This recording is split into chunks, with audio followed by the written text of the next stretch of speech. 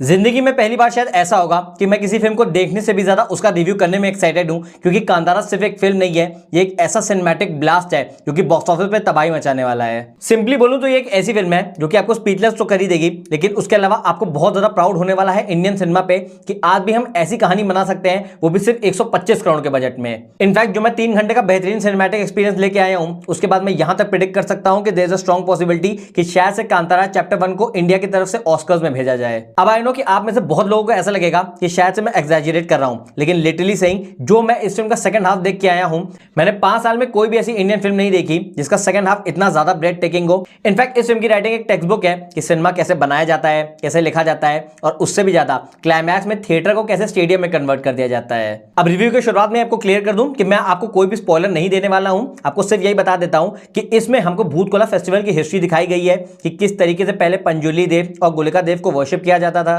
और एक टाइम पे जब कांतारा के गांव में कुछ बुरे लोगों का साया पड़ा तो किस तरीके से उनको बचाने के लिए खुद भगवान ने अपना दूत भेजा, वही इस कहानी में दिखाया गया है। तो देखो, सबसे पहले तो इस फिल्म की स्टोरी तो नॉवेल है ही, लेकिन उसके भी ऊपर जिस तरीके से इस फिल्म का स्क्रीन पे लिखा गया है, प्लस जिस तरीके की एक्टर्स ने परफॉर्मेंस दी है, लिटरली फिल्म देखने के बाद मैं आपको एक चीज की गारंटी दे सकता हूं कि ऐसा कुछ आपने आज तक इंडियन सिनेमा में नहीं देखा होगा। इमेजिन 2 घंटे 50 मिनट की फिल्म को ऐसे बनाना कि उसकी writing, action, performances, ultimate reveal और उससे भी ज्यादा फिल्म का ग्रैंड फिनाले है, इन सारी की सारी चीजों का एग्जीक्यूशन इतना ज्यादा बेहतरीन है कि जब आप इस फिल्म को देख के थिएटर से निकलेंगे तो आपको लिटरली इससे प्यार हो जाएगा। मेकर्स के पास सिर्फ 125 करोड़ का बजट था, लेकिन उसके बावजूद भी जिस तरीके से कांतारा का जंगल दिखाया गया है, जिस तरीके से विजुअल दिखाए गए हैं, और उससे भी ऊपर जिस तरीके से पूरी की पूरी फिल्म की सिनेमेटोग्राफी की गई है, जेन्युइनली सेइंग इस फिल्म को देखते टाइम आपको ऐसा लगेगा कि आप एक फिल्म नहीं बल्कि एक पेंटिंग देख रहे हैं, और इसका क्रेडिट पूरी तरीके से जाता है इसके पेंटर यानी ऋषभ शेट्टी को। मल्टी टैलेंटेड ऐसे इंसान को कहते हैं क्योंकि ऋषभ शेट्टी ने ही इस फिल्म की राइटिंग की है, प्लस एक्टिंग की है, साथ ही डायरेक्शन भी उन्हीं का है। लेकिन उससे भी ज्यादा कमाल की बात यह है कि इन सारी चीजों में वो फ्लाइंग कलर से पास हुए हैं। इनफैक्ट एक चीज जिसमें मैं उनकी सबसे ज्यादा इज्जत करता हूं वो ये है कि 125 करोड़ के बजट में भी उन्होंने सब प्रैक्टिकल लोकेशंस का यूज किया। पूरी फिल्म जंगल और डेंस फॉरेस्ट में शूट हुई है और कहीं भी ग्रीन स्क्रीन का यूज नहीं हुआ है, अनलाइक बॉलीवुड फिल्म जहां 400-500 करोड़ सिर्फ ग्रीन स्क्रीन के लिए फूंक दिए जाते हैं। स्पेसिफिकली अगर मैं फर्स्ट हाफ की बात करूं तो वो डिसेंट पेस में मूव करता है और अच्छा भी है, but at the same time मैं उसको एक्स्ट्राऑर्डिनरी नहीं बोलूंगा। लेकिन जब इस फिल्म का इंटरवल सीक्वेंस आता है, यहाँ पे एक शेर की एंट्री होती है जिसको आपने ट्रेलर में भी देखा था, वहां से ये फिल्म कहीं ना कहीं पीक करना शुरू करती है, और उसके बाद पूरा का पूरा सेकंड हाफ इतना ज्यादा आउटस्टैंडिंग और ब्रेथ टेकिंग है कि अगर आपको कांतारा 1 अच्छी लगी थी तो इसका सेकंड पार्ट आपको 10 या 100 गुना नहीं बल्कि 1000 गुना ज्यादा अच्छा लगने वाला है। स्पेसिफिकली 2 सीन्स हैं सेकंड हाफ में जो कि सबसे ज्यादा स्टैंड आउट करते हैं। पहला सीन वो है जहां पे ऋषभ शेट्टी और गुलशन देवैया का फेस ऑफ होता है। मैं बिल्कुल भी आपको बताऊंगा नहीं कि उस सीन में क्या होता है, लेकिन जिस तरीके से पब्लिक ने उस सीन में तालियां और सीटियां बजाई हैं, मैं जेन्युइनली कह रहा हूं थिएटर का माहौल कुछ ऐसा हो गया था कि मुझे एक भी डायलॉग नहीं सुनाई दे रहा था। जिसके बाद एक सीन जिसने उसको भी टॉप कर दिया है वो है फिल्म का क्लाइमैक्स, जो कि अप्रोक्सीमेटली आधे घंटे का है।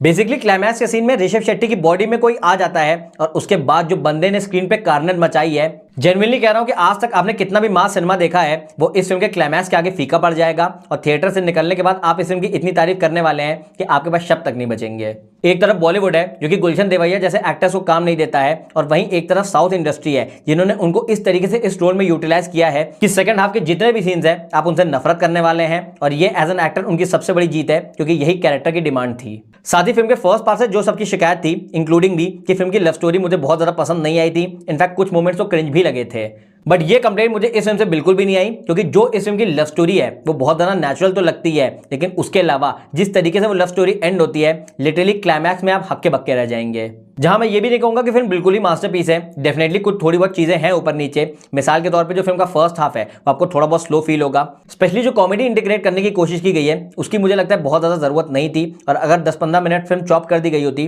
तो वो उस फिल्म के लिए बेटर होता। बट नेवरदलेस ये कोई मेक और ब्रेक सिचुएशन नहीं है, ये वो चीजें नहीं है जो कि आपका फिल्म देखने का एक्सपीरियंस रुइन कर देंगी, और इसीलिए कांतारा चैप्टर 1 को लेकर मेरा फाइनल वर्डिक्ट यही है कि ये फिल्म हिट, सुपर हिट या ब्लॉकबस्टर नहीं बल्कि ऑल टाइम ब्लॉकबस्टर है। ये एक ऐसी फिल्म है जो कि बॉक्स ऑफिस पे इतिहास रचेगी। फाइनली मैं यही कहूंगा कि गलती से भी इस फिल्म को थिएटर में मत मिस करना, ये एक ऐसा once in a lifetime experience है जो कि आपको जिंदगी भर याद रहेगा।